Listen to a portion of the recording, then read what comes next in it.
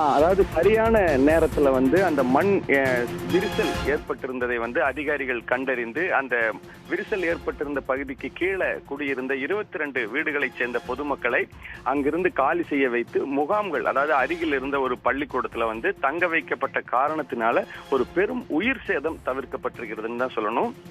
இடுக்கி அடிமாலி கும்பன் பாறாங்கிற இடத்துல தேசிய நெடுஞ்சாலை பணிகள் வந்து நடைபெற்று கொண்டிருந்திருக்கிறது. இந்த நிலையில தொடர்ந்து அந்த பகுதியில் மழை பெய்து கொண்டிருந்த காரணத்தினாலும் அந்த பணிகள் நடைபெற்று கொண்டிருந்த காரணத்தினாலும் ஒரு மிகப்பெரிய அளவில் வந்து மண் விரிசல் ஏற்பட்டு அது சரிந்து விழக்கூடிய ஒரு ஆபத்தான நிலையில இருப்பதை வந்து அதிகாரிகள் கண்டறிந்திருக்கிறார்கள். இதை தொடர்ந்து அந்த பகுதியினுடைய அடிப்பகுதியில ஒரு 22 வீடுகள் இருந்திருக்கிறது.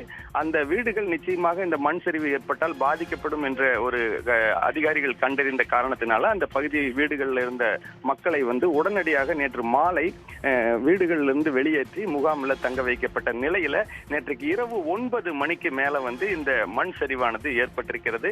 அந்த நேரத்தில், அதாவது அந்த இரவு 9 மணிக்கு அந்த முகாமில் தங்கியிருந்த பிஜு மற்றும் அவருடைய மனைவி இருவரும் தங்களுக்கு தேவையான பொருட்களை எடுப்பதற்காக வீட்டிற்கு சென்றிருக்கிறார்கள்.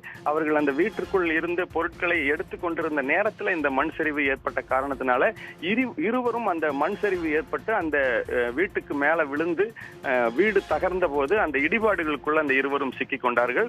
இதுல வந்து உடனடியாக தகவல் அறிந்து தீயணைப்பு துறையினரும் தேசிய பேரிடர் மீட்பு படையினரும் சம்பவ இடத்திற்கு வந்து அந்த வீட்டினுடைய கான்கிரீட்களை வந்து உடைத்து அந்த இருவரையும் மீட்டிருக்கிறார்கள். ஆனால் இந்த வீடு இடிபாடுகளுக்குள் சிக்கி படுகாயம் அடைந்த பிஜு என்பவர் வந்து பரிதாபமாக உயிரிழந்திருக்கிறார். அவருடைய மனைவி வந்து தற்பொழுது உயிருடன் மீட்கப்பட்டு அடிமாலி மருத்துவமனையில முதலுதவி சிகிச்சைக்கு பிறகு மேல் சிகிச்சைக்காக மருத்துவமனையில வந்து அனுமதிக்கப்பட்டிருக்கிறார். அவருக்கான சிகிச்சைகள் வந்து தொடர்ந்து நடைபெற்றுக் கொண்டிருக்கிறது. இந்த பகுதியில வந்து ஒரு மிகப்பெரிய அளவில் ஏற்பட்ட அந்த நிலச்சரிவுல கிட்டத்தட்ட 6 வீடுகள் வந்து முற்றிலுமாக சேதமடைந்திருக்கிறது.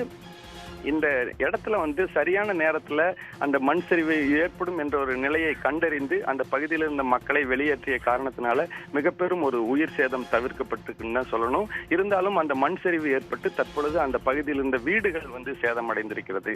இந்த நிலைதான் இன்றைக்கு காலையில இருக்கிறது.